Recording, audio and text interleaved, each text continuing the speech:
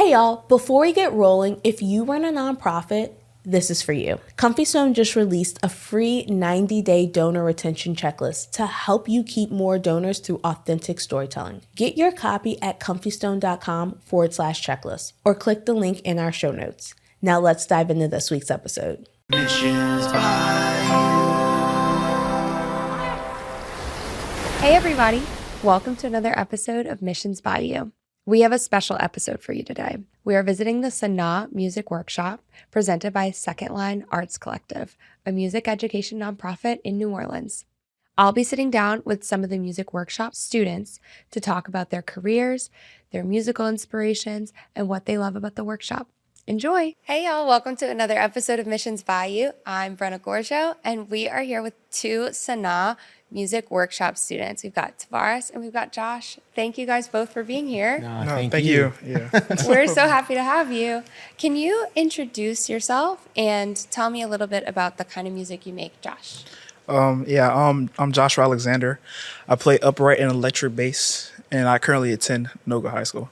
I would like to start making music, but I haven't made any music yet, but it's a work in progress. We'll get there. Cool. Tavares? Of course. I'm Tavares Moore. I currently attend NOCA. I'm going into the 11th grade as of this summer. I would love to start making music. I mean, production is like a whole different thing, but start writing my own music and stuff. Cool. But yeah. And you play the drums? Yes. Okay, I'm assuming. Yeah. Cool. We've got a drummer and an upright bassist. Do you guys play anything else, or are you strictly those instruments? I play a little piano, but that's about it. Yeah. Cool. No piano. I've been trying to play a flute for a little bit. Cool. So, yeah. Those are such different things. That's super cool. That's awesome. What is y'all's musical background? Where did it all start for y'all? For me, I started playing classical music. It was a program called Greater New Orleans Youth Orchestra, and I was in the choir. But then they discovered I could read music, so they told me to pick an instrument, and I was like, "Ooh, look at the bass," because it's like upright bass is just like so huge. So I decided to play it, and I've been stuck with it ever since. A very grand instrument. Yeah. If I'm gonna be up there, everybody's gonna see me. Yeah. Cool. What about you, Tavares? So my great cousin is Harold Baptiste, and he bought me like this mini drum set, and I was playing it for like a little while until my mother threw it away. So up until like I was 5, I was like really fascinated with the drums. So like every time we would go out somewhere, and there would be a live band, I'd be so interested into the drums. And most recently, not really recent, but like 4 years ago, I just bought myself a drum set and started playing again. So That's hysterical. How did your mom take it? I don't even know. Like, I just came home from school one day and it was gone. Wow. She's like, I don't know what happened to it. Yeah.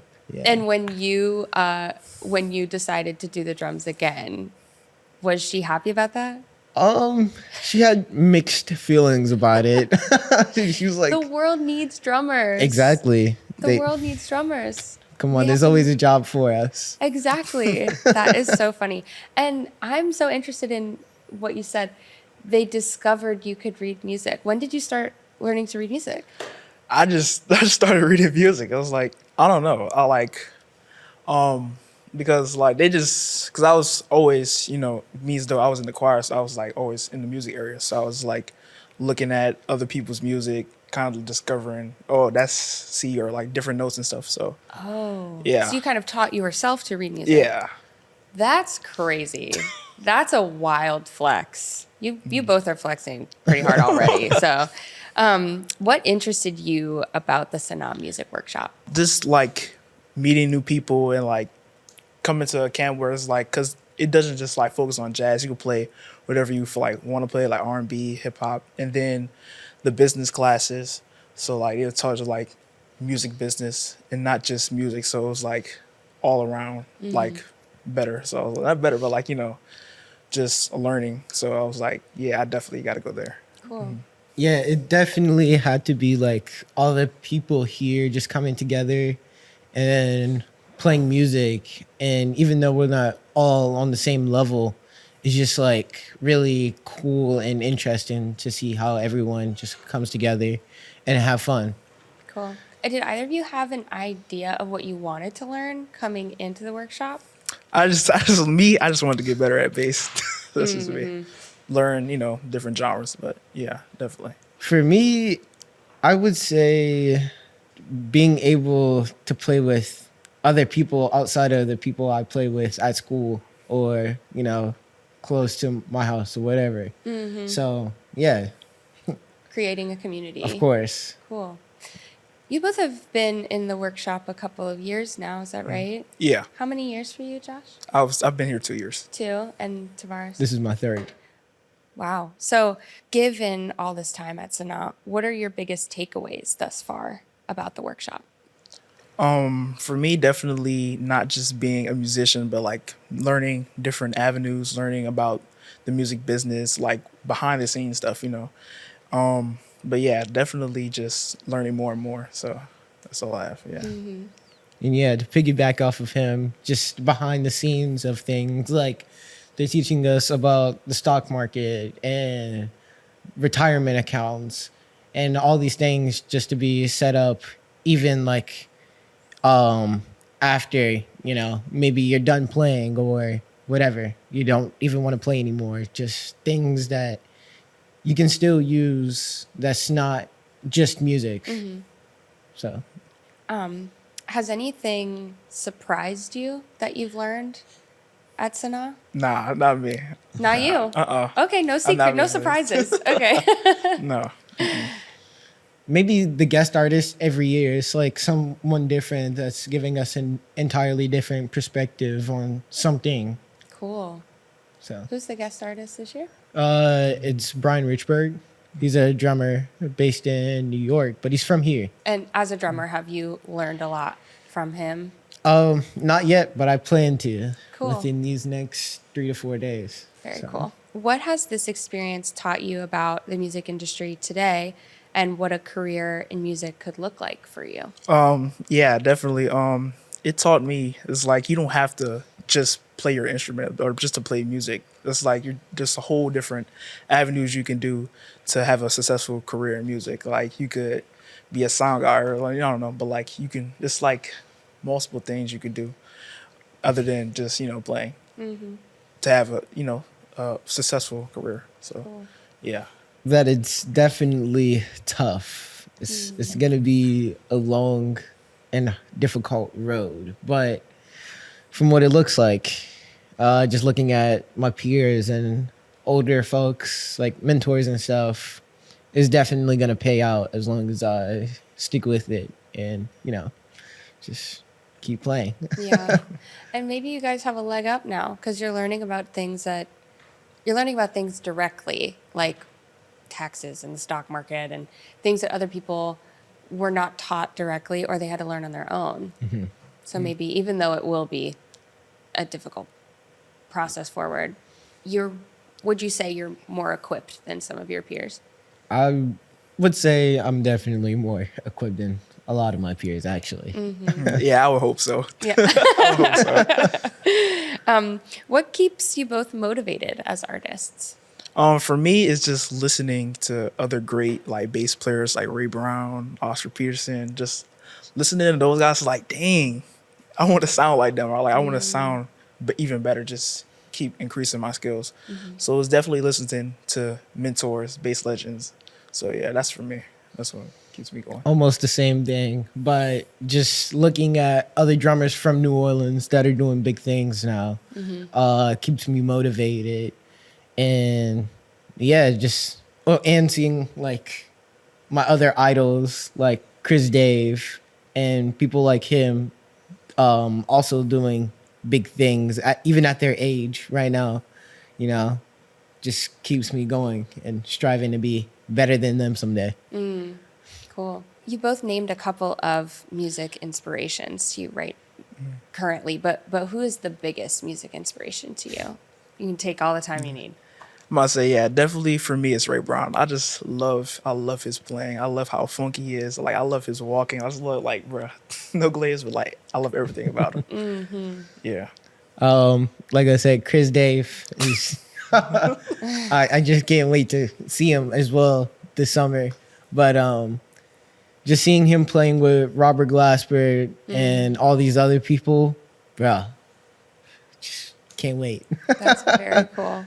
That's Yeah. awesome. Where are you gonna see this person? In New York.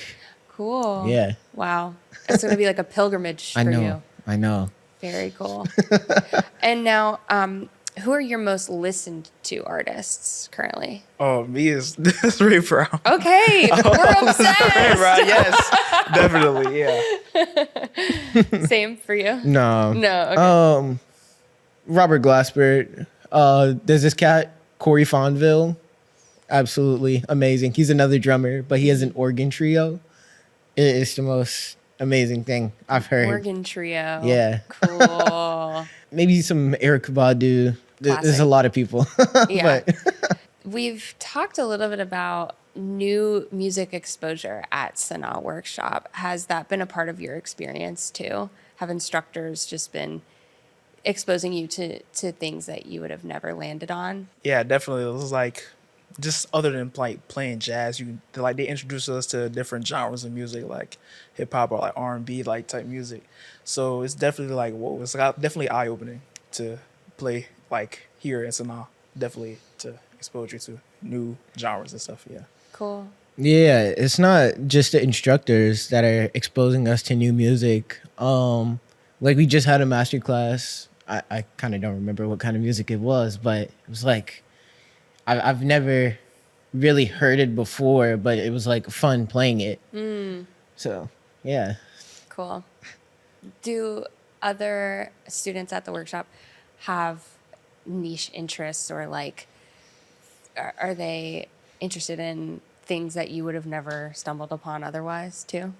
Yeah, I was gonna say everybody's different. So everybody to me has like a whole different like interests and stuff. So yeah, definitely. Cool. Yeah, without a doubt, because there's people in our group, our combo, they listen to rock, like house music. Yeah, just some stuff that I would have never thought I'd hear or listen to, or maybe even play. But now that I've heard it and know that I can play it, my horizon is like a lot less broad. Very cool. Love that. Last question for you both. Do you have any things you would like us to promote, like anything at the workshop that you want us to promote, or if you have socials or something like that? I'm gonna promote my Instagram, Joshua_123_2. I don't really like post stuff, but like I post when I can. I post like me playing like solos or stuff. So yeah.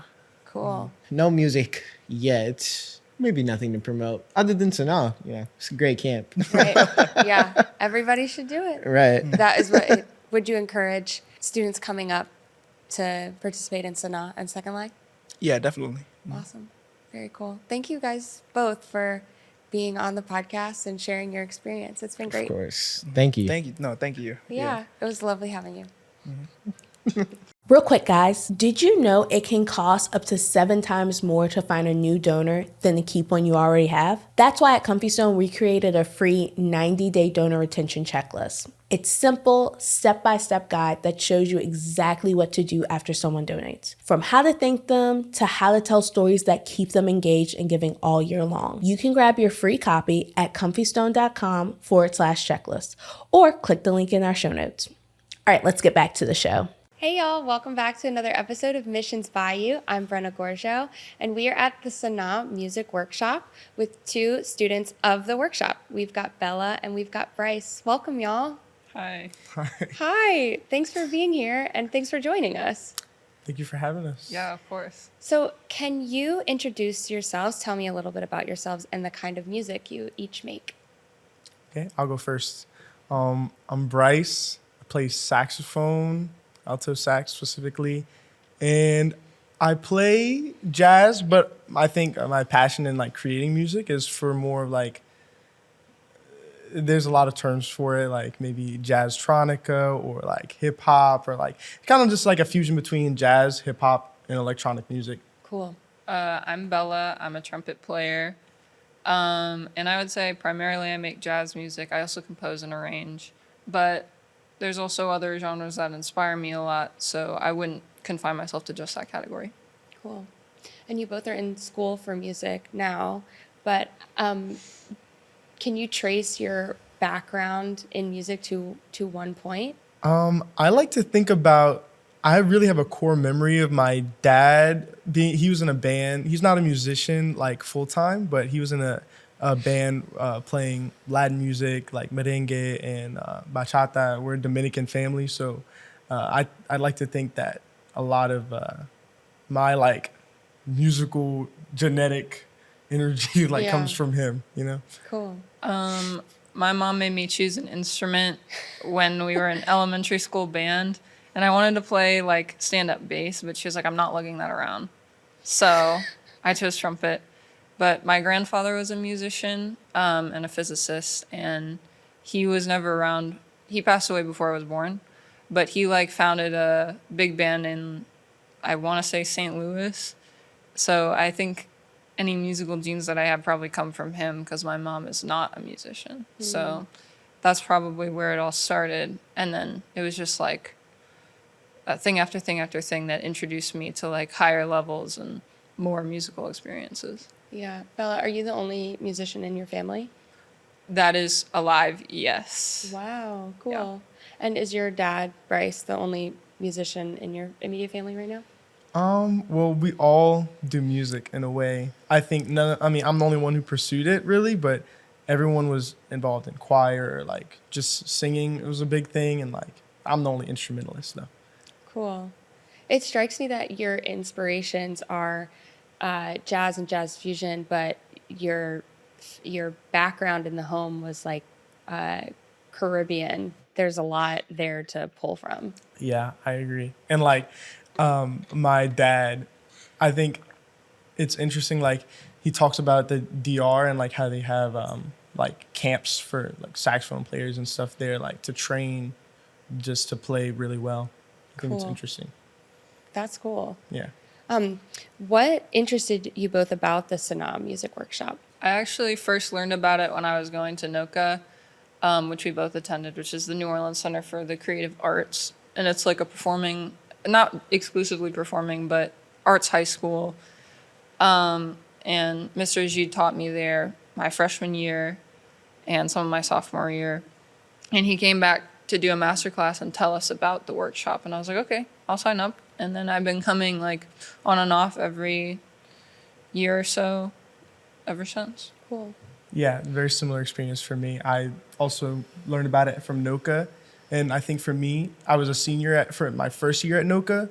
So for me, I was like, I got to absorb everything I can. I'm like, I got to go to this camp. And so I came, and it was just a really enjoyable experience and always pushed me to do more. Yeah. As students in high school, when you learned about Sanaa, did you have an idea of what you wanted to learn coming into the workshop? I mean, part of it is really just like getting that, getting to study with such great musicians, which of course was happening at NOCA, but it was just an opportunity to see different perspectives.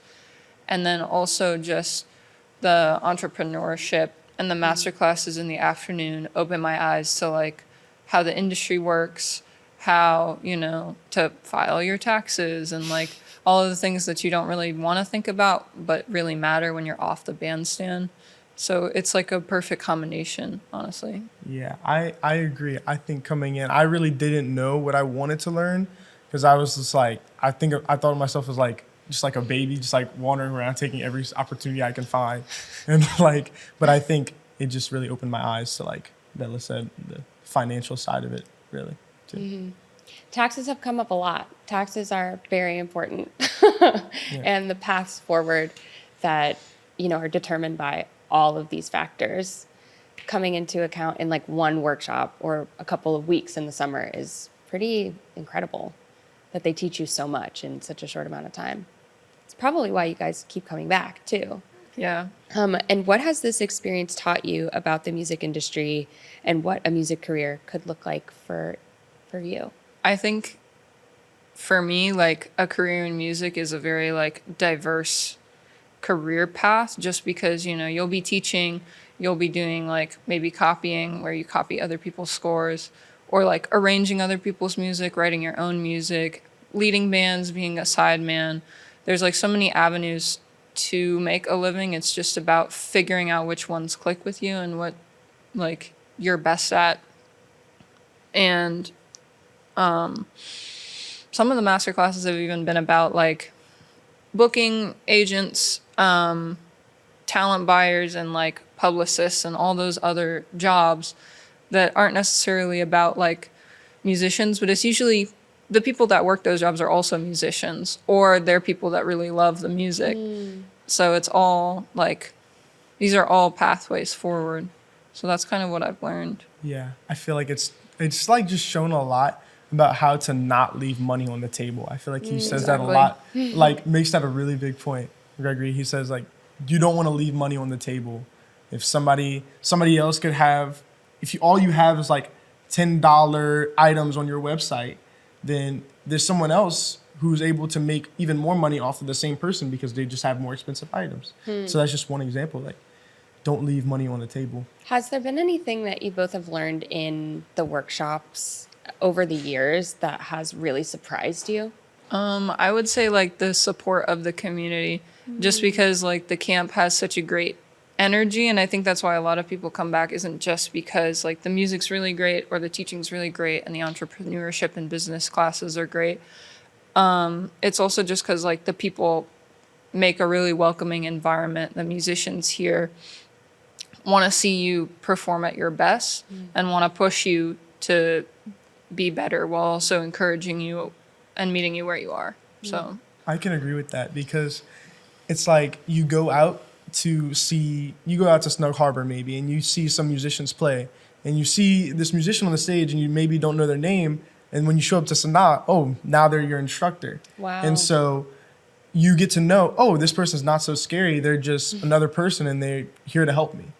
And I think that's definitely a big thing I picked up on. Like, these guys are all really friendly and they're here to help us. And it makes the community, like your heroes, become a part of your community. Right. That's and very if cool. if they're not our heroes, they've definitely played with our heroes. Wow. Like, What keeps you both motivated as artists? I think it's like this push and pull between wanting to do better and also knowing that you have so much more to go, because like musicians tend to beat themselves up a lot, and that type of motivation can really burn you out, but it's still a type of motivation. So it's kind of a mix of those two things. I think for me, it's definitely knowing that someone might need my help one day, because I have a passion for teaching, and I know if I can absorb all of these different things, my student comes to me with a question, I can just be like, I do have the answers for you, rather than like, oh, I don't know, or give them some ambiguous answer like a lot of musicians typically do. And so I think that just knowing in the future I'll be a big help to some student who's really passionate is a big motivator for me. Wow. Who would you say is your biggest musical inspiration? Big question. Yeah, hard question. I think for saxophone, Patrick Bartley is my biggest inspiration. He does like anime and video game stuff, which is the type of things I was into before I was a musician. And so that kind of helped me bridge into, oh, I really like this. Oh, he's saying I need to learn jazz. Okay, that's kind of how I got into that type of thing. And I think away from saxophone, it's I have two artists, Anomaly and Rob Araujo, two keyboardists and pianists. Like, they're just really good. I like their music. All of these artists seem like genre benders in a way. Yeah. Cool. Yeah, for trumpet, like, I love all the greats. Miles Davis, of course, Clifford Brown, Freddie Hubbard, just all those like cats that brought the fire, really. And also like Ambrose Akinmusire, who's like a more modern player now in New York and around, like, I think he's from Oakland. Him, and also just there's lots of, music that I've been exposed to in New York that's very different than down here. And both of those things kind of play a part with like the Marsalis's music, the Baptiste's music, versus like some of the more out there stuff that like Joel Ross and Emmanuel Wilkins are making in New York. So it all comes together for me. Yeah. Who are your most played artists right now? The two people I just said, Anomaly and Araba Raja, are definitely mine. I just rotate their albums on repeat. Yeah. I have like a couple albums on CD that I really love. Juju by Wayne Shorter, Jagged Little Pill. Love that album. And then just some of the stuff that Jason Weaver has given us to listen to. It's kind of been in heavy rotation to get it in my ear. Is Jason Weaver one of your instructors? Yeah, Yeah. he's a bass player. Cool. And are your instructors often giving you music to just listen to and kind of be inspired by? Jason has given us like a new like album or song like almost every day. He's like, man, you guys got to check this out. Check this out. Cool. Yeah, I have Scott as my combo instructor, and so definitely he gives us new music almost every day. And so I go to the song and then I check out the album. And also when I was in Jason's combo my first year in the camp, it was like new music. I found an album that I still listen to today, and it's like, I think that's another really cool thing about the camp is that it just exposes you to so much music that like I never would have heard any of this stuff if I hadn't attended. Right. So That's super cool. Okay, last question. Do you have any upcoming shows or releases or any socials you would like to promote? Bryce Reyes _music on Instagram. I'm producing a lot of things and working on a lot of stuff, and I hope to have maybe a couple songs for by next year. Very cool. I produce a lot of things, and I have a lot of stuff on Instagram, just nothing finished or released yet. Cool. But it's coming. All right. I would say I underutilize my social media a little bit, but I would say I think the handle is Bella Meese Music, all lowercase. And I'm definitely going to post some more stuff on there. I don't have any released music, but I do have recordings and projects that I have finished, so I'll probably post those soon. That's awesome. Thank you guys so much for coming on. And I'm learning so much about all of the opportunities this camp and this community is affording you guys. So thanks for giving me your perspective. Thank you for having us. Thanks for having us. Yeah. Thanks for listening to Missions Bayou, powered by Comfy Stone. If you enjoyed this episode, be sure to follow the podcast wherever you listen. And if you're watching on YouTube, don't forget to subscribe and drop a comment, letting us know your thoughts and who you'd like to hear from next. We'll see y'all next time.